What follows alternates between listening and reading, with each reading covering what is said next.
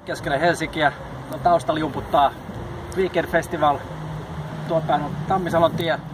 Lähdetään kurkkaamaan mun luomutilaa.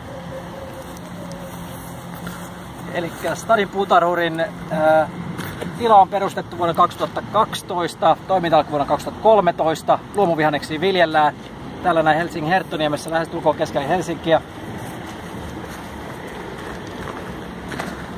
Mulla oli alun alkaen tärkeää viljellä luomua. Ensinnäkin mä ajattelin, että mä en halua ainakaan myrkyttää itseäni.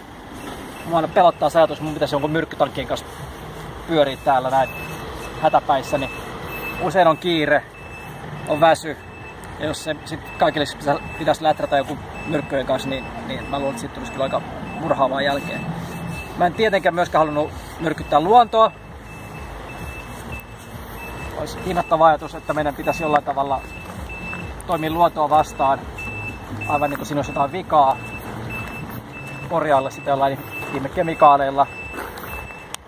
Sen takiakin tuntuu hyvältä viljellä luomua. Kolmanneksi mä en tietenkään halunnut myrkyttää ketään muutakaan.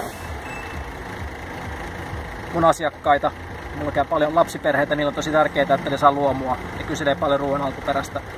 Musta on kiva, että mä voin itse poimia porkkanan tuolta pellosta. Laittaa sen suoraan suuhun, pyyhkäisen vaan hiekat siitä pois. Ei tarvi käyttää aikaa semmoisen turhan pohdiskeluun. Ja sitten neljänneksi mennään katsomaan, minkä takia luomu rokkaa.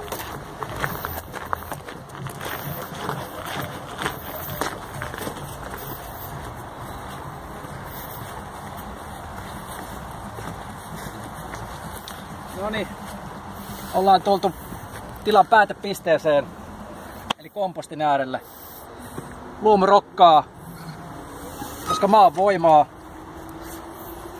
Kaikki alkaa ja kaikki päätyy maahan. Tänne meidän lämpökompostoriin menee kasvijätteet. Ja ei me aikaakaan muutama viikko, niin meillä on uutta multaa, missä kasvaa uudet vihannekset. Luomu rokkaa ja maa on voimaa. Terveisiä Stadin puutarhurilta.